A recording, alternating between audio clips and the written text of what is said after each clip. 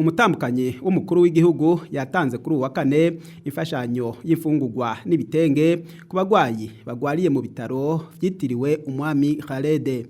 Muri abo bagwayi harimo umukenyezi Esperance Nderetse ava ku musozi Gitaramuka komine Buhinyuza intara ya Muyinga, akaba yatewe inshinge zo kubarira mu mahaha n'abagizi ba nabi, akagwarira mu bitaro bitandukanye ariko adatora mitende, mu nyuma akaja gufashwa n'umutambukanyi w'umukuru w'igihugu. Esperance Nderetse arashimira umutambukanyi w'umukuru w'igihugu. Ndagushima notangura kumukomera amashi muvyeyi wanje, niwe mawe niwe papa, yambere imwe Imana mbera nk'umuvyeyi, yamwe mbaramwo vyose.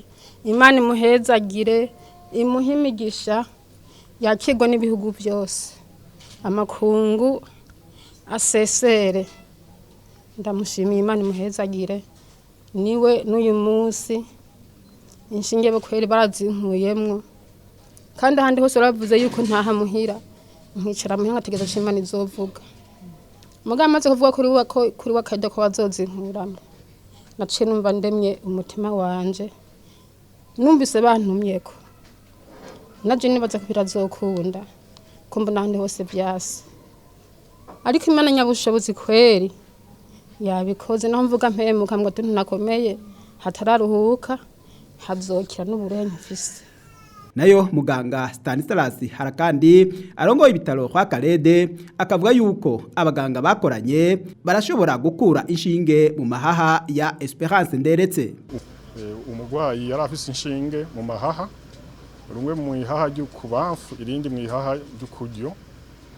Ico twovuga nuko abaganga bokorera hamwe, kuko kugira ngo tubikore twagiye hamwe twese turavugana, abahinga batandukanye harimwo bajya basanzwe babaga abantu abo bitabashiririje, harimwo bajya bakora amaradiyo abo bita amaradiologue, hama harimwo na twebwe dusinziriza kugira ngo dufate ingingo itomoye.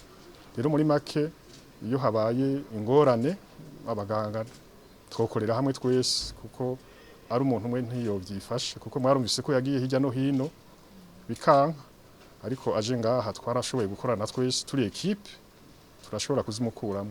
Umutambukanyi w'umukuru w'igihugu asaba abarundi kuvavanura n'ubwicanyi.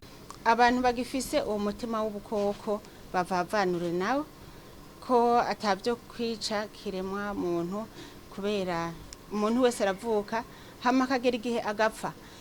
Umuntu ashobora kwicwa n'ugwiwe, ashobora kwicwa n'isanganya, umuntu yorindira umuntu akazokwicwa n'ugwimana yamwandikiye. Ubu unye baravuga ubwicanyi butandukanye, batanga amashano, bagira ibiki. Ubu rero twabonye n'ikindi rero gitangaje na mwayibonye, je kuva nkora n'ijyambere ndabibonye, sinzi mwebwe ko mwe bwabona ibintu mwe n'ivyo. Rero bavanure nubwo bwicanyi. Abateye izo shinge mu mahaha Esperance Nderetse bakaba babanje kumukubita, bakaba kandi bari bafitaniye amatati y'amatongo.